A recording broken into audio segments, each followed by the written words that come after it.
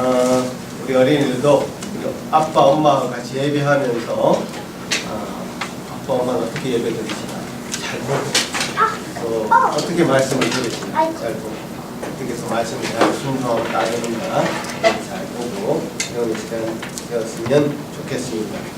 오늘 말씀의 제목은 올 한 해 얼마나 자랐는가. 우리 주원이 올 한 해 얼마나 키가 자랐어? 아마 작년에 이맘때에 엄마는 또 우리 모든 성도님들은 주원이가 크지 않았다는 것을 알고 있습니다. 특히 저기 갓난아기 에서 지금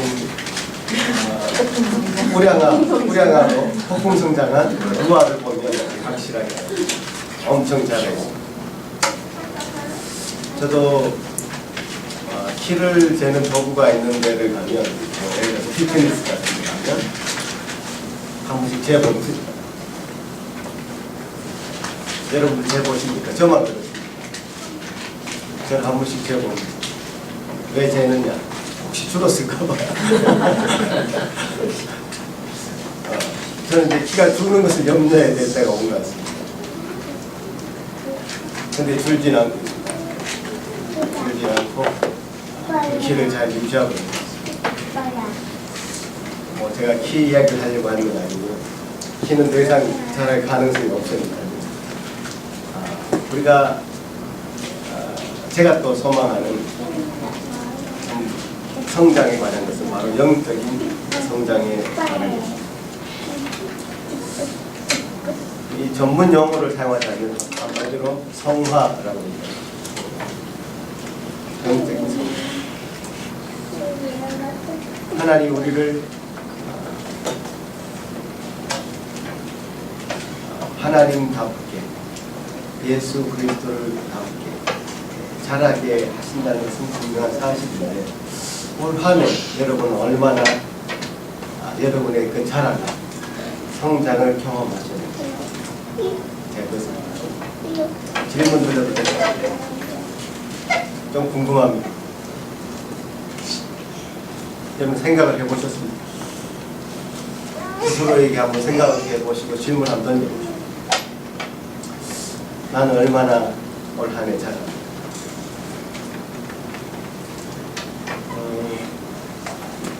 오늘 말씀에 근거하자면 주님 안에 있는 사람, 또 전문 용어를 좀 사용하자면 그리스도와 연합한 자는 반드시 성장하게 되는 구열매맺게 되고 즉 성화하게 되리라. 이렇게 다시 한번 해볼까요? 그리스도와 연합한 자는 그리스도와 연합한 자는 반드시 자라게 돼요. 그건 하나님의 절대 법칙. 자라게 돼요. 생명이 있는 곳은 반드시 자라게 돼요. 하나님의 절대 법칙.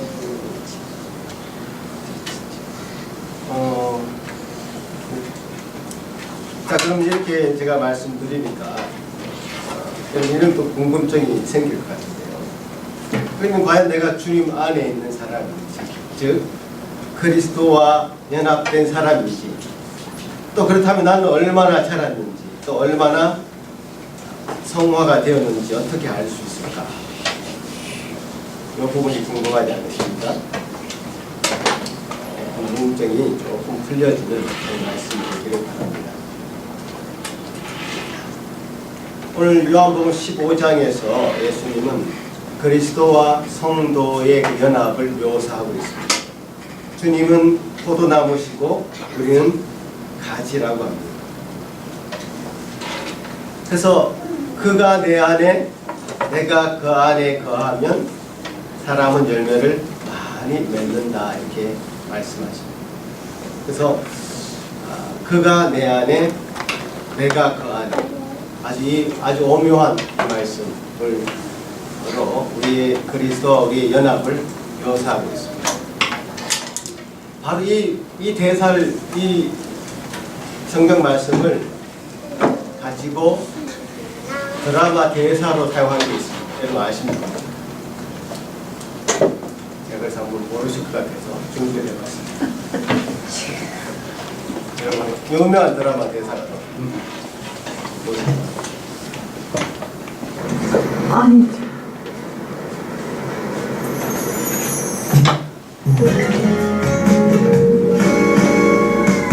이 안에 너 있다.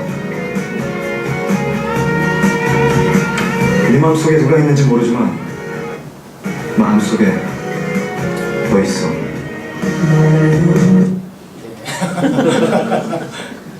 가슴에 손을 얹고 이 안에 누가 있다고요? 자기 손이 아니고 우리 옆에 배우자 손을 얹어가지고 자 우리 남성분들 따라해 주시기 바랍니다. 저는 오글거려서 잘 못하겠습니다만 이 안에 누가 있다? 딴 우리 성님 쳐다보면 안 됩니다. 반드시 부인을 쳐다보시고 이 안에 누가 있다? 이게 사랑하는 관계를 가장 잘 묘사하는 표현이다.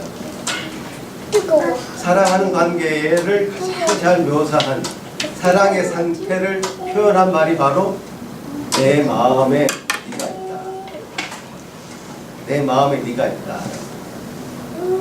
그러니까 이 부부의 관계 속에서 가장 이상적인 모습이 되어야 되는 그런 부분. 내 안에 네가 있다. 그러니까 예수님과 우리의 관계를 예수님이 비유적으로 표현하실 때도 예수님 안에 내가 있고 내가 예수님 안에 있다는 표현으로 예수님과 우리의 연합 관계를 설명하고 있습니다.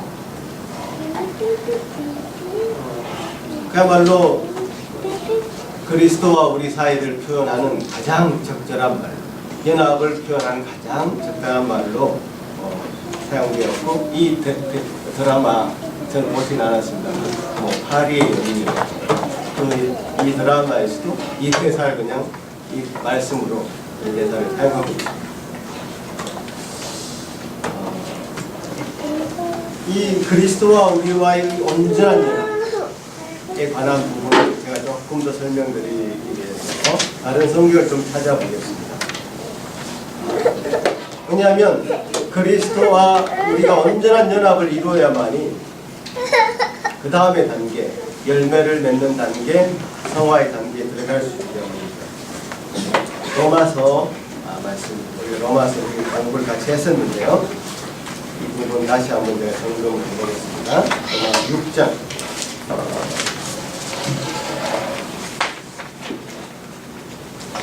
로마서 6장 3절부터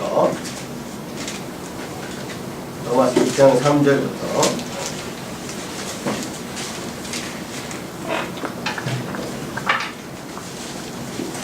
제가 한번 읽어보겠습니다. 같이 눈으로 따라오시기 바랍니다. 무릇 그리스도 예수와 합하여 세례를 받은 우리는 그의 죽으심과 합하여 세례를 받은 줄을 알지 못하느냐.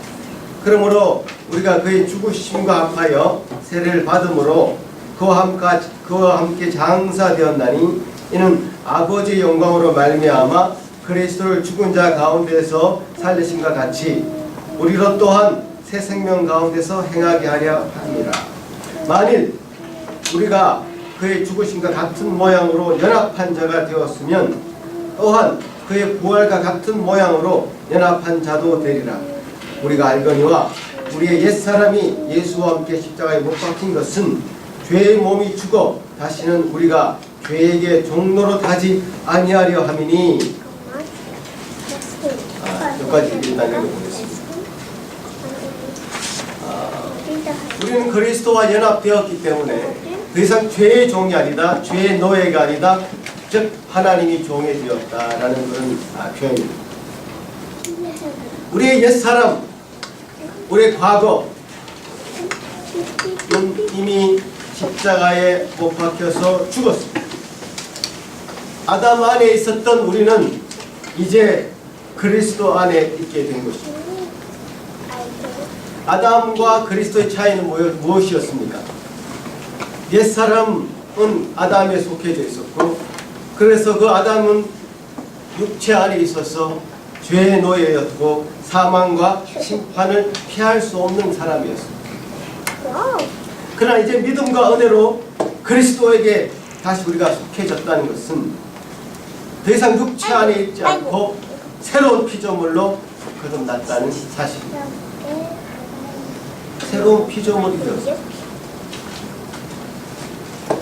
우리가 아담의 본성을 따라서 옛사람에 거할 때는 심판을 피할 수 없는, 사망을 피할 수 없는 자였지만 이제 새 인류, 새 피조물로, 새 인류로 우리를 만드셨을 때에는 더 이상 죄가 우리를 통치하지 아니하고 죄에 대해서는 죽었고 하나님에 대해서는 살아있는 자로 우리 스스로를 여길 수 있어야 됩니다.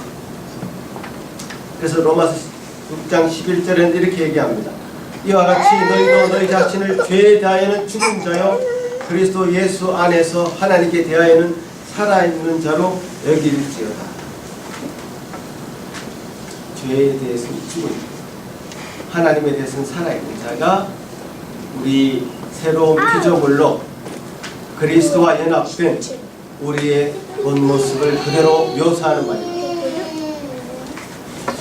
싱클레어 퍼거슨은 이 본문을 이렇게 해석합니다. 성화는 자신이 그리스도 안에서 창조된 새로운 피조물이라는 사실을 몸소 보여주는 것입니다. 성령에 합하여 성령의 능력으로 살도록 해야 되고 그리스도와 함께 죄에 대하여 죽고 새로운 생명으로 부활했다면 더 이상 죄를 범하지 말고 새로운 삶을 살도록 해야 한다는 그런 말씀인 것입니다. 성화로 말미암은 그리스도의 그 연합된 내 자신을 보여주는 그 삶, 그 삶이 바로 하나님께서 우리에게 요구하시는 삶입니다.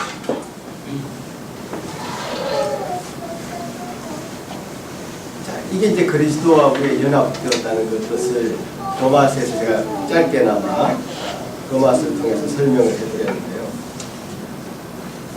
그리스도와 우리가 연합되었기에 이제 더 이상 우리는 죄에 속하지 않고 의에 속한, 하나님께 속한 하나님의 종으로서 그 신분을 가지고 살 수 있게 된 것입니다. 죄의 종로로 타지 않게 됩니다. 죄와는 상관없이 살게 됩니다.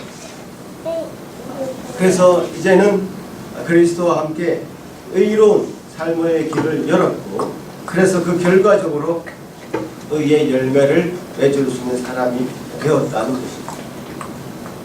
우리 모두는 그런 은혜를 다 누리고 있으리라 저는 확신합니다. 아멘.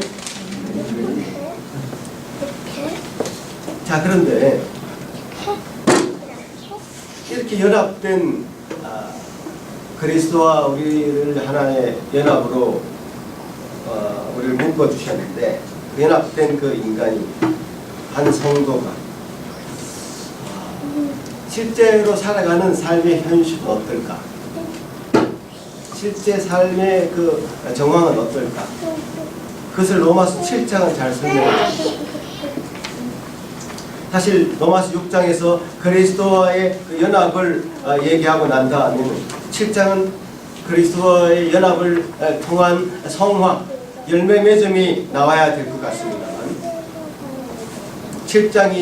로마서 7장이 우리에게 얘기하는 것은 바로 로마서 7장 24절 오호라 나는 곤고한 사람이로다 이 사망의 몸에서 누가 나를 건져내랴 라고 하는 하나님 앞에서의 절규였습니다. 왜 이런 절규를 할 수밖에 없었느냐 하면 로마서 7장 21절에 보면 그러므로 내가 한 법을 깨달았노니 그 선을 행하기 원하는 나에게 악이 함께 있는 것이로다. 내 속사람으로는 하나님의 법을 즐거워하되 내 지체 속에서 한 다른 법이 내 마음의 법과 싸워 내 지체 속에 있는 죄의 법으로 나를 사로잡아 오는 것을 보는도다. 자, 이게 왜 성화하고 관계가 되어 있을까요? 이런 어떤 죄로 인해서 갈등하는 한 인간의 가련한 모습이 왜 성화와 연관이 되어 있을까요?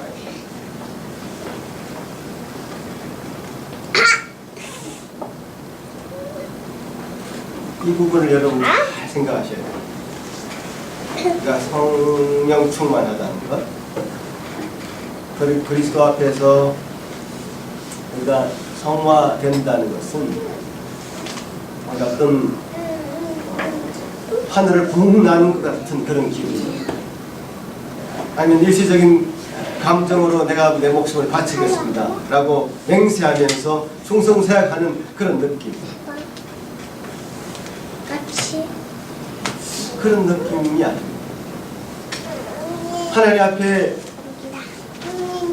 우리가 그리스도와 연합된 자로서 성령이 우리에게 임재한다라고 하는 것은 우리가 이 죄를 완전히 넘어설 수 없는 그런 존재, 죄로 인해서 갈등하고 있는 나 자신을 발견하는 것, 나 자신을 보면서 결국 최종적인 그 구원, 영광의 그 나라에 들어갈 것을 소망하는, 내 자신이 완성될 것을 더 소망하게 되고 갈망하게 되는 그 현실, 그런 자신의 모습을 발견하는 것이, 그것이야말로 성령이 임재한 자의 모습이요, 성령이 충만한 자의 모습이요, 하나님 앞에 성화되기를 몸부림치는 자의 모습이라는 사실입니다. 이 사도 바울의 독백이거든요. 사도 바울의 독백은 오라 나는 곤고한 사람이로다 이 사망의 몸에서 누가 나를 건져내려고 하는 그런 처절한 독백입니다. 그러나 이 처절한 독백이 실패자의 그 모습이 아니라 하나님 앞에 성령의 임재 가운데 살기를 바라는 한 인간의 모습, 인간의 현실을 그대로 반영해주고 있는 것입니다.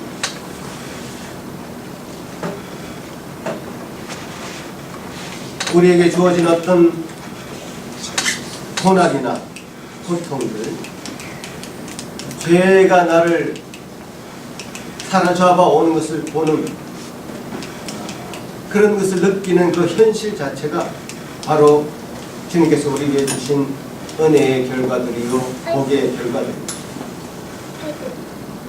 여러분이 쉽게 말해서 여러분이 죄책감을 느낀다는 것은 하나님께서 여러분 마음 가운데 은혜를 주셨기 때문에 그것을 느낄 수 있습니다. 죄책감을 느낄 수 있는 양심은 하나님이 부어주신 은혜의 그릇에만 담을 수 있습니다. 전혀 하나님과 관계없는 사람이, 그리스도와 관계없는 사람이 어떻게 죄책감을 느낄 수 있습니까? 그건 불가능합니다. 그리스도 연합은 그래서 어떤 신비적인 연합을 얘기하는 것이 아니라 우리의 전인격적인 연합입니다. 지성과 이성과 감정을 다 동원한, 그래서 우리의 삶의 정황에서 분명하게 그리스도와의 연합이라는 실제가 드러나도록 해야 되는 그 연합이 바로 그리스도와의 연합입니다.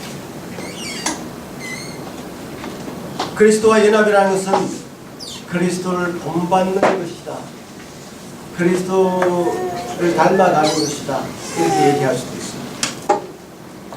성화를 한마디로 얘기했을 때는 그리스도를 본받아 가는 것이다. 로마서 8장에서 이렇게 얘기합니다. 8장 29절에 하나님이 미리 하신 자들 또한 그들의 형상을 본받게 하기 위하여 미리 정하셨으니 이는 그로 많은 형제 중에서 맏아들이 되게 하려 하시니. 그 아들의 형상을 본받게 하기 위해서 우리를 지으셨다. 결국 피조물인 그 인간은 하나님의 형상대로 만들어졌고 하나님의 자녀로서 하나님의 형상을 나타내고 하나님의 영광을 드러내도록 부르심을 받았습니다. 그러나 우리는 죄를 범했으므로 그 하나님의 영광에 이르지 못했습니다. 따라서 아담과 하와는 바로 탕자가 되어버리고 만 것입니다. 그러나 그리스도 안에서 그 아들의 영광과 아들의 그 신분이 회복됩니다. 그래서 우리는 그리스도의 형상을 따라서 그를 본받아 살아가게 되는 것입니다. 이것이 바로 성화의 본질인 것입니다. 우리는 그리스도 안에서 회복된 그 신분을, 그 신분에 걸맞는 삶을 살아야 될 그리스도인입니다. 그 성화라는 것이 그저 보행주의자들처럼 보행받는 삶처럼 오해되기도 합니다. 예수 그리스도를 본받으라 했으니 십자가에 실제로 못 박히신 예수님을 본받아서 실제로 자기 손에 못을 박는 사람이 있습니다. 골고다의 언덕길을 올라가신 그 예수님을 본받아서 무릎을 꿇고 그 계단을 피가 막 철철 나는데도 이제 막 올라가는 그런 사람들도 있습니다. 자기 자신을 학대하고 폄하하는 것을 얘기하는 것이 아닙니다. 분명히 내 안에 벌레만도 못한 우리 자신이 있음을 인정해야 됩니다. 그러나 또한 한 가지 더를 인정해야 되는데, 그것은 내가 그런 벌레만도 못한 내 자신이 결국 그리스도를 영광스럽게 찬양하는 자로 거듭나서 그 일을 이루어가게 될 것이라는 사실도 우리가 붙잡아야 됩니다. 이 한 가지 포인트만 붙잡아야 돼요. 두 가지 다 우리에게 주어진 모습이다. 벌레만 오라 나는 공고한 사람이로다. 이 사망의 몸에서 누가 나를 건져내겠느냐 하는 이런 절규가 우리 안에 있으면서도 결국 우리 안에 절규하는 그 인생을 들어서 하나님께서 영광 받으시도록 사용하시는 그런 열매 맺는 삶으로 우리를 끝까지 붙들고 이끄시리라고 하는 그 소망을 놓치지 말아요. 그래서 이 그리스도와 우리가 연합되었다. 주님이 우리 안에 있고 우리가 주님 안에 있는 그 연합의 단계에서 로마서의 요한복음 15장 5절에서 말씀하신 그 연합의 단계에서 그 다음에 열매 맺는 단계로 나아가는 게 있었습니다. 그저 세월만 지난다고 되는 것이 아니에요. 그저 가만히 있어서 그 열매가 맺혀지는 것이 아니에요.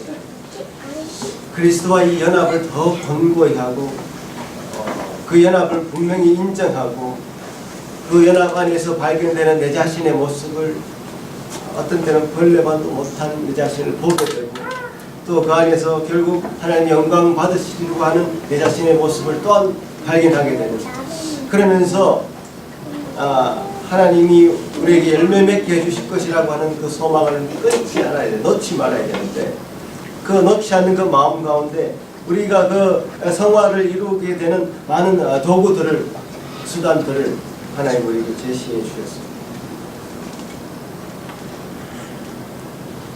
하나님 우리의 마음과 의지와 감정과 행동에 간섭하고 관여하시고 우리를 성화시켜 나가십니다. 잘하게 하십니다. 성화시켜주는 어떤 수단들이 있다는 말씀입니다. 첫 번째는 바로 말씀입니다. 말씀은 성령의 검입니다. 성경이 우리의 삶을 변화시킵니다. 성경은 하나님의 감동으로 된 것으로 교훈과 책망과 바르게 함과 의로 교육하기에 유익하다고 했습니다. 성경은 우리를 이끌어줍니다. 명확하게 사고하도록 도와주고 양심을 일깨워줍니다. 죄를 지적해줍니다. 악한 일을 막아줍니다. 예전에는 성도들은 그저 예배의 청중에 불과했습니다. 그런데 개혁주의 전통 안에서 이 하나님의 말씀의 자리가 확고히 자리를 하고 있는 것은 굉장히 중요한 우리가 받아야 될, 유지해야 될 내용입니다. 그전에는 자기도 알아듣지 못하는 라틴 말로 진행되는 그 미사에 그냥 의식적으로 고개를 숙이고 참여하는 것이 성도였다면, 이제는 말씀을 직접 가지고 있는 자로서 말씀을 대언하는 설교자를 통해서 자신을 성화시키기 위해서 설교 가운데 역사하신 것을 우리가 분명히 확신해야 됩니다. 원래 성화가 실제로 이루어진 것은 기도원에 들어가서 소나무 뿌리를 뽑는 것에 있는 것이 아닙니다. 우리의 가슴을 찢도록 만드는 거룩한 하나님의 말씀에 있습니다. 집회에 참석해서 금가루가 부러진 것을 경험하거나 뒤로 넘어진 것을 경험하는 것으로, 체험하는 것으로 우리의 성화가 어떤 단계에 올라가는 것이 아니라 우리의 행동을 실제적으로 고치고 바르게 교육하시는 하나님의 말씀에 달려 있습니다. 저는 그런 의미에서 오늘 우리 주원이 엄마가 쓴 이 칼럼이 되게 마음에 와닿았습니다. 이렇게 고백했습니다. 정작 말씀과 기도뿐밖에 없다는 것을 깨닫는 예배였습니다. 말씀이 우리 정진 자매의 마음을 확 때린 겁니다. 분을 거치고 너를 버리며 불평하지 말라, 오히려 악을 만들 뿐이라 라고 하는 이 말씀이 그의 마음을 친 것입니다.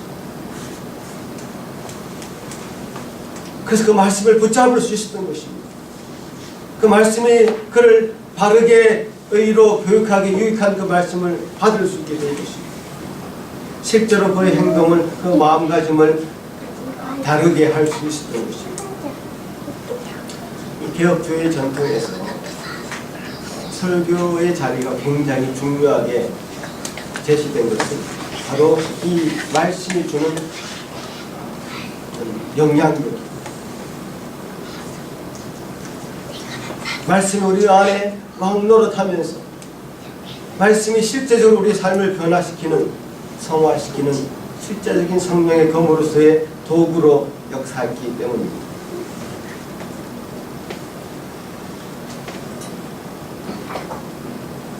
이것은 굉장히 많은 강조를 했기 때문에 그 다음으로 넘어가자면, 두 번째는 바로 하나님의 섭리입니다.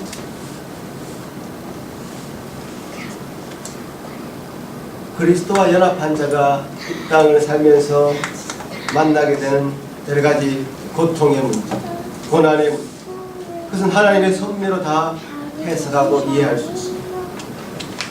로마서 8장 28절은 그 뜻대로 부르심을 입은 자들에게는 모든 것이 합력하여 선을 이루도록 하신다고 분명하게 우리에게 말씀하고 있습니다. 그리스도와 연합한 우리는 그리스도의 고난이 우리에게 넘친 것 같이 우리가 받는 위로도 그리스도로 말미암아 넘치게 된다고 고린도후서 1장 5절에 말씀하고 있습니다. 섭리라는 것은 바로 그런 것이죠. 우리의 삶을 살아가는 여정 가운데 만나게 되는 여러 가지 고난과 고통의 문제 가운데 하나님의 뜻을 발견해 나가는 그 과정일 것입니다. 그것이 바로 하나님의 섭리요, 하나님의 뜻이라는 사실을 알아갈 때 그 성도들은 자라가게 될 것입니다. 세 번째로 바로 성도의 교제입니다.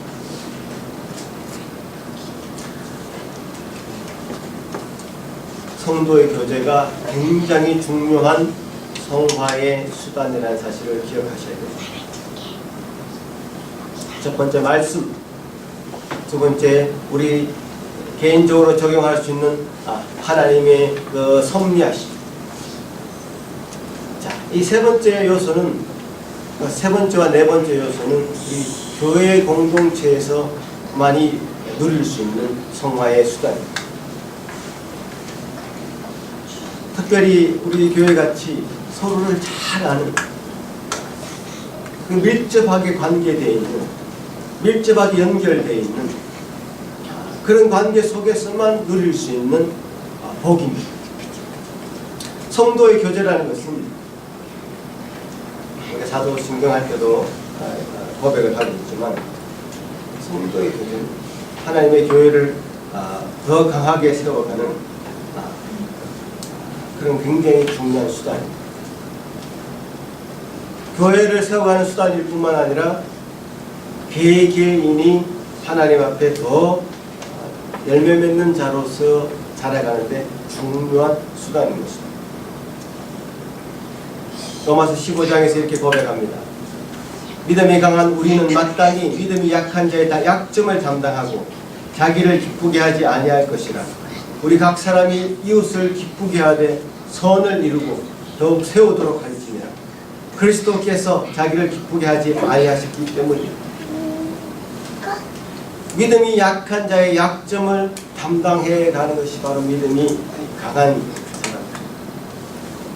그런 서로 어떤 관계 속에서 다 연결되어 있습니다. 영어로 하자면 we are connected.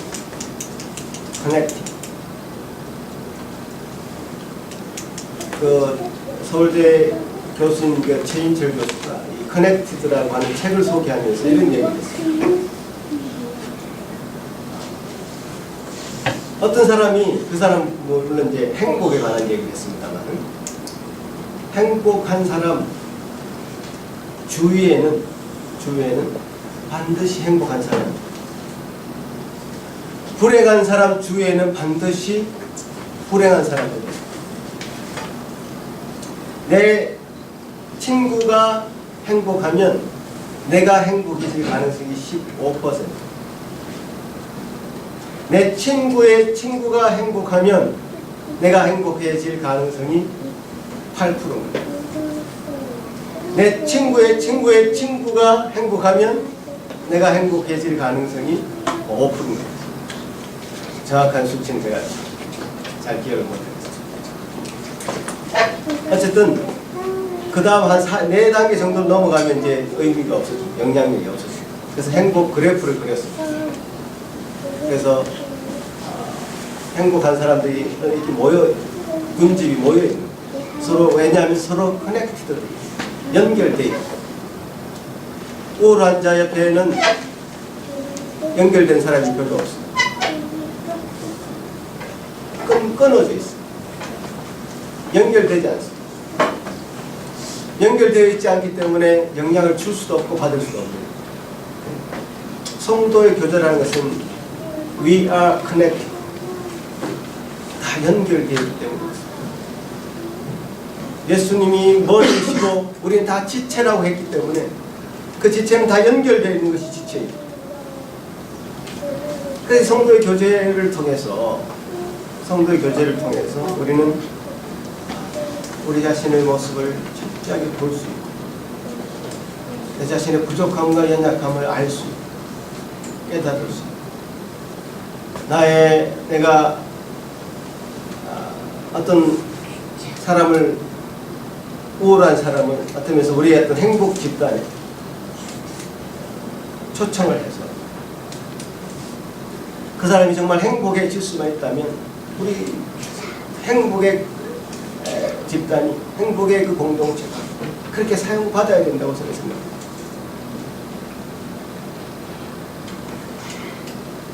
주님께서는 우리 교회에게 2019년도에 어떤 새로운 사명을 주고 계신다고 저는 생각합니다. 그동안 전혀 생각하지 않았던, 그동안 전혀 접근하지 않았던 일을 조금 우리가 좀 해봐야 되지 않겠나 생각합니다. 그동안 우리는 너무 우리 안에 서로 커넥티드 되어서 우리 안에서만 좋은 시간을 가졌던 것입니다.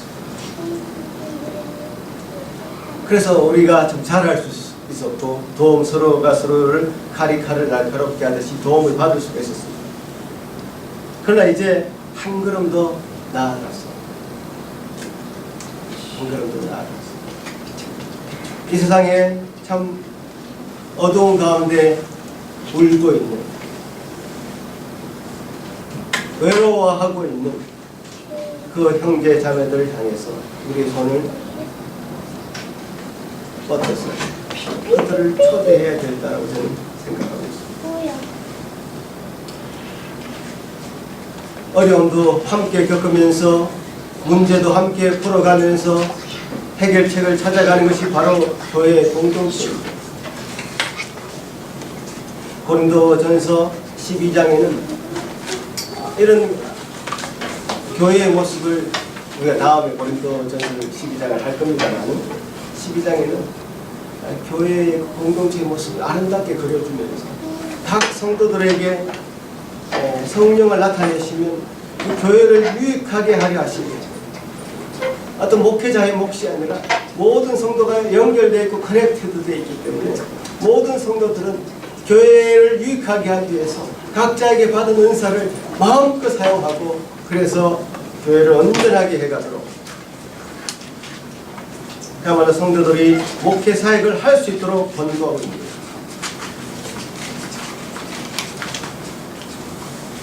그런 소명을 우리가 다시 한번 확인하면서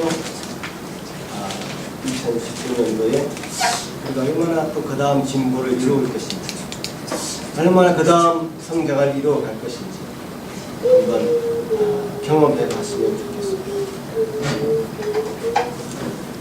마지막은 성찬입니다. 성찬은 그리스도와의 연합과 이 친교를 다시 보게 해주고 깨닫게 해준다는 그 사실 앞에 그 중요성을 보게 됩니다. 연합의 어떤 최종적인 상태를 우리에게 보여주고 그 궁극의 상태를 소망하게 만듭니다. 그러므로 우리가 늘 이런 고백으로 성찬에 임해야 될 것입니다. 갈라디아서 2장 20절에 내가 그리스도와 함께 십자가에 못 박혔나니 그런즉 이제는 내가 사는 것이 아니요 오직 내 안에 그리스도께서 사시는 것입니다. 내 안에 누가 산다고요? 오직 그리스도가 사십니다. 이제 내가 육체 가운데 사는 것은 나를 사랑하사 나를 위하여 자기 자신을 버리신 하나님의 아들을 믿는 믿음 안에서 사는 것이다 라고 고백하면서 이 성찬에 임해야 될 것입니다. 그러면 그 유익이 여러분에게 큰 은혜가 되고 궁극적으로 가야 될 그 목표를 향해서 성찬을 받을 때마다 우리가 한 걸음 더 나아가게 되고 성화되어지는 놀라운 은혜를 경험하게 될 것입니다. 이런 기준으로 여러분 한번 생각해 보시면 2018년도 한 해 얼마나 여러분이 잘하셨습니까? 다시 처음 질문으로 돌아가 보면 말씀 가운데 얼마나 많이 찔림을 받고 말씀 가운데 얼마나 여러분의 행동을 수정했습니다. 여러분 생각을 바꾸었습니다. 말씀 앞에 정리됩니다. 말씀 앞에 여러분 삶이 얼마나 자랐는지를 한번 생각해 보십니다. 말씀을 얼마나 진지하게 대했는지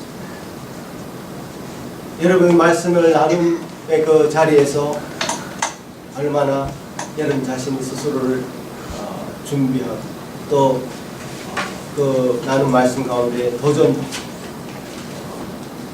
말씀 가운데 다시 한번 여러분 삶을 회복할 수 있습니다.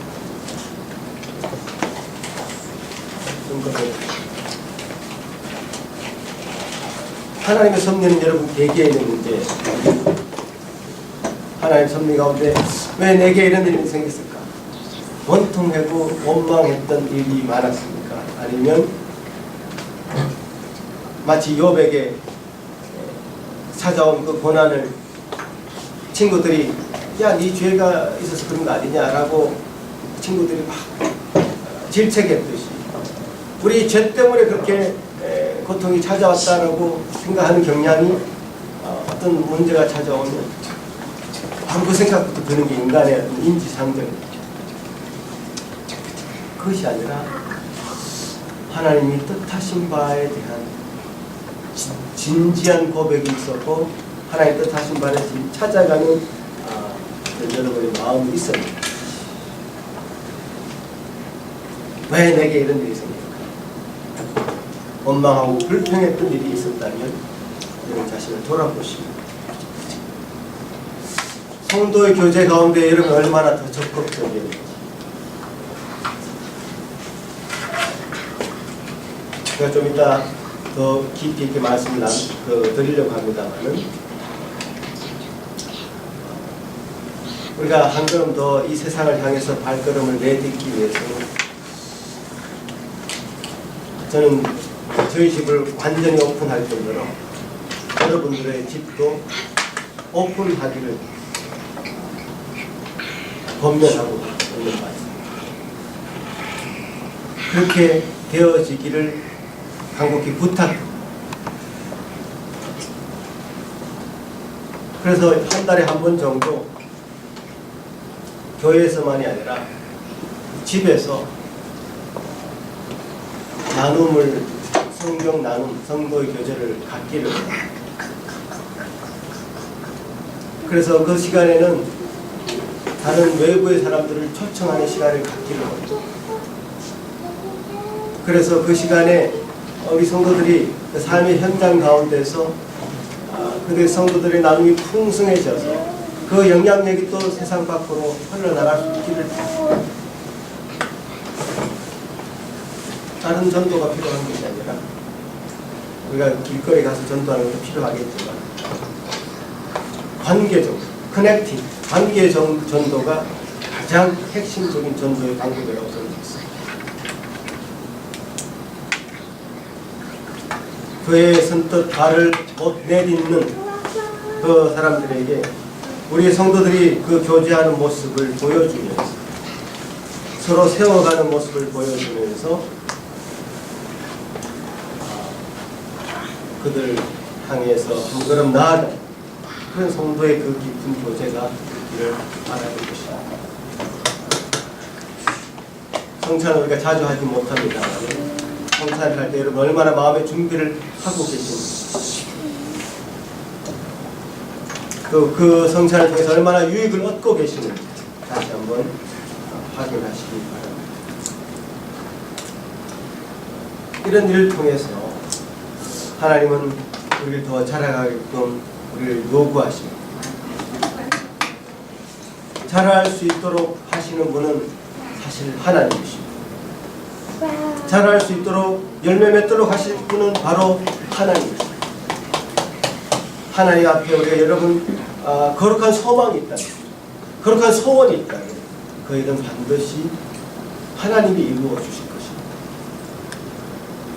그런 소원을 품는 여러분 되시기를 간절히 바라며 이 오늘 말씀을 마무리하도록 하겠습니다. 기도하겠습니다. 주님 감사합니다. 주님 우리에게 주신 이 복된 말씀 참 감사합니다. 참 주님 포도나무시고 우리는 가지이기에 우리가 어떤 노력으로 그 열매를 맺는 것이 아니라 포도나무에 잘 붙어 있으면 가지의 열매가 맺히듯이 주님 말씀 가운데 잘 뿌리 내리고 있습니다. 그 말씀이 요구하는 바를 정말 우리 삶을 통해서 풍성하게 열매 맺게 해주시라 저는 믿습니다. 모든 성도들이 함께 믿고 감사하기를 원합니다. 그렇게 그 2018년도가 지나고 2019년도가 되었을 때는 주님 우리가 더 새로운 마음으로 주님 앞에 나아가기를 소망합니다. 주님 앞에 더 열심히 붙어 있었습니다. 연합된 우리 자신을 발견함으로 정말 이루실 그 놀라우신 그 성령의 열매들을 보기를 원합니다. 성화의 결과물들을 우리가 얻기를 원합니다. 주여 도와주시옵소서. 그러기에 우리가 참 주님 앞에 더 깊이 우리 자신을 돌아보며 기도하며 말씀 요구하는 바를 이룰 수 있기에 부족함이 없도록 우리 자신을 비우고 낮추는 것이 우리에게 필요한 줄 압니다.